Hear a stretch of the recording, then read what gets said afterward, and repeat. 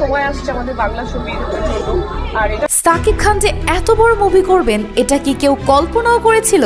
বরবাদ সিনেমার টিজার বের হতেই দেশ বিদেশে হইচই পড়ে গেছে। আর এবার অবাক হয়েছেন ওপার বাংলার জনপ্রিয় অভিনেত্রী শ্রাবন্তী চ্যাটার্জি। তিনি সাকিবকে নিয়ে কি বললেন তা জানতে হলে ভিডিওটি শেষ পর্যন্ত দেখুন। শ্রাবন্তী বলেই দিয়েছেন, আমি রীতিমতো শকড। সাকিবের বয়স কি উল্টো দিকে যাচ্ছে নাকি? দিন দিন আরো ইয়াং আর হ্যান্ডসাম হয়ে যাচ্ছে ও।